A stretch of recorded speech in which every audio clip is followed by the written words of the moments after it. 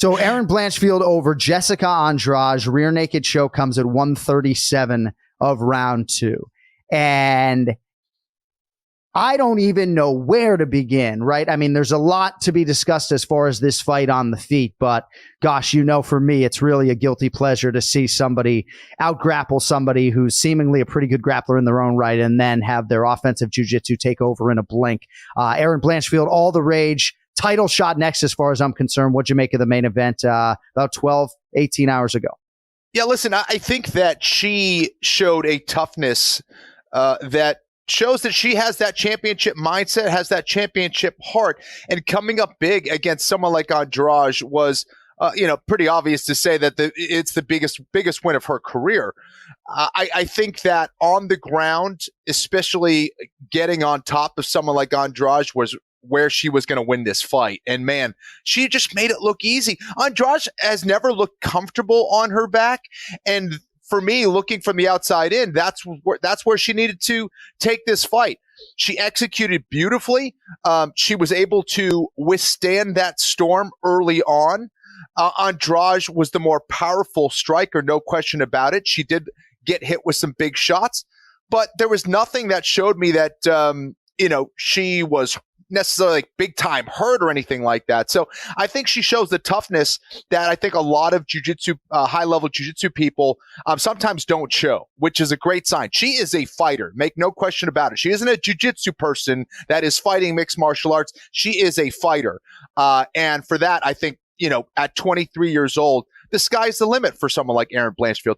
I don't think it was a perfect performance. I think she showed that she's very much vulnerable on the feet because Andrade looked very sloppy at times.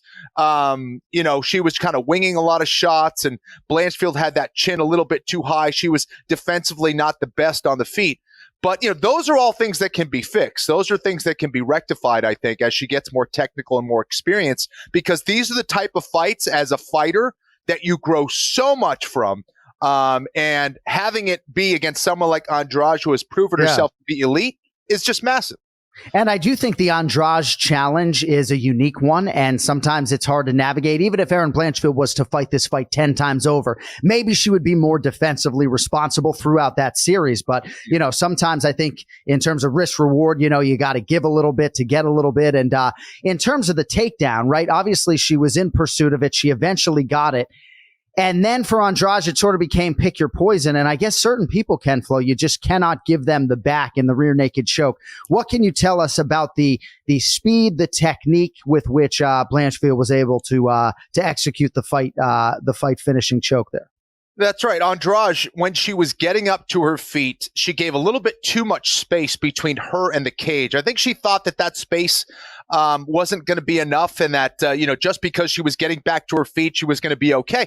The key is, obviously, number one, you always have to protect your neck, right? It's that space between your chin and your shoulder or your chest, right? You have to get that chin to the shoulder, number one, to take away or at least make it more difficult for her to get that choke. She didn't do that. She just got up, kind of reached, expanded her position. And when you're expanding your position, you're offering up space. And that space that Blanchfield, took advantage of. She took that territory for herself, landed that rear naked choke. And again, you don't always need hooks in order to do that. So the first thing you have to do is protect that space. Andrade wasn't thinking about protecting her neck. She was thinking about getting to her feet as quickly as possible.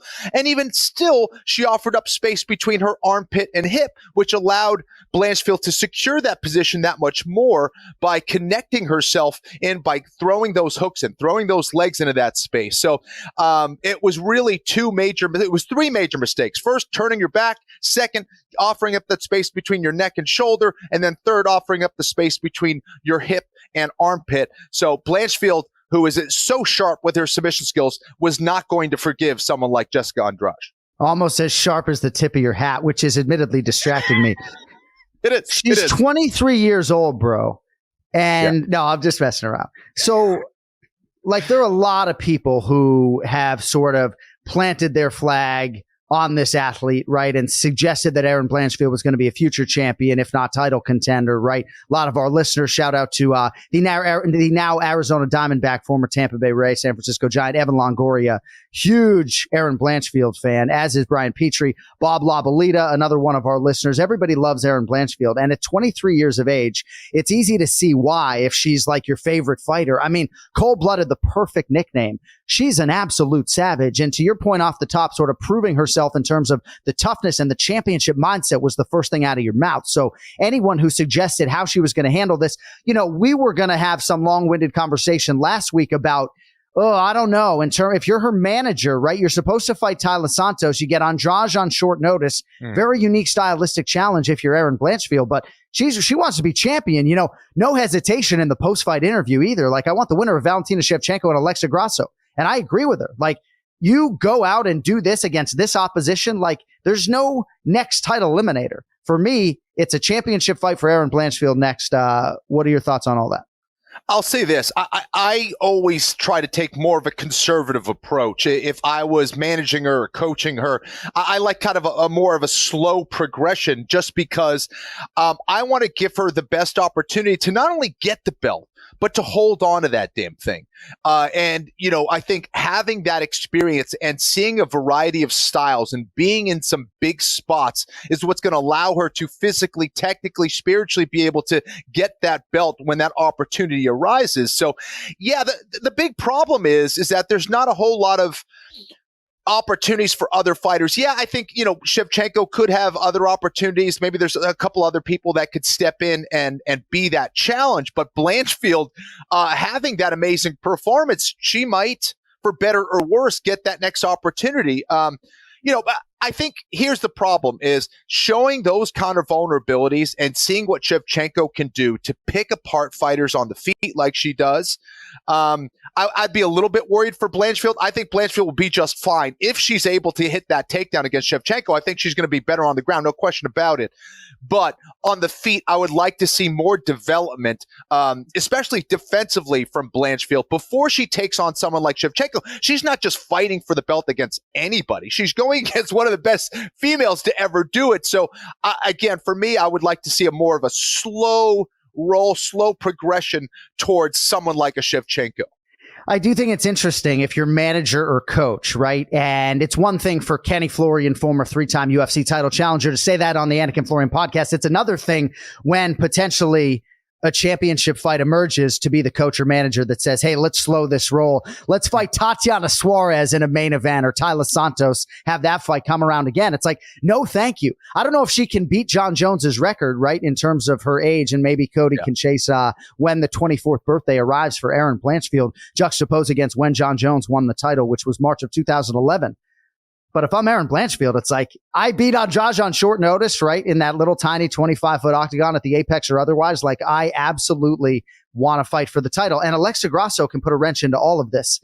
By the way, every time I read our poll question, I feel like I'm on the radio again. Anik and Florian poll question at Anik Florian Pod.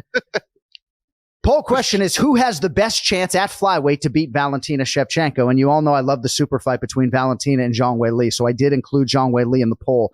29.3% of you suggest that Zhang Weili has the best chance to beat Valentina Shevchenko.